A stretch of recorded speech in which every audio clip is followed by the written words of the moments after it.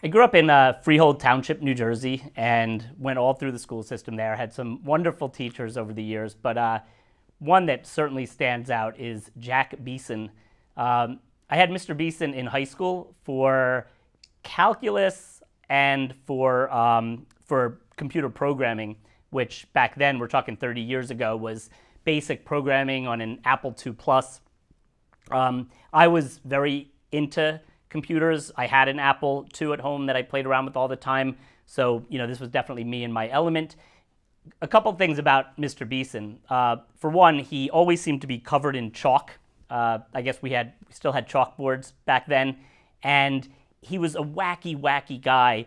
But what was kind of fun about that, or at least as the lore goes, people had a story about Mr. Behson that he had a very, very serious wife and was, under a very strict control, so to speak, at home.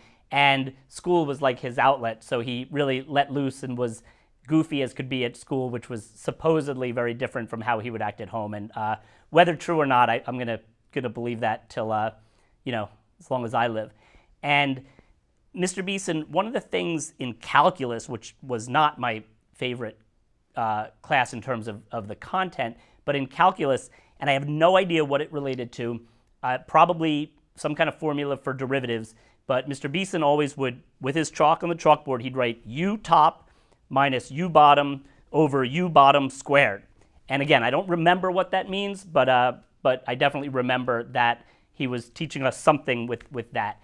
And however, when we go back to the computer science class or computer programming class, it really, I've had a lot of people ask me over the years, what inspired me to do what I'm doing and, all that. And for a long time, I kind of think I forgot and I didn't have a good answer. And then it occurred to me that in Mr. Behson's class, the assignment that we had in computer programming was essentially to create any kind of program we wanted. We came up with the project, we came up with what it was going to be, we wrote up our own, kind of narrative for the project and went ahead and did it. So certain people were creating all sorts of different kinds of things. I, go figure, was able to create a game in his class.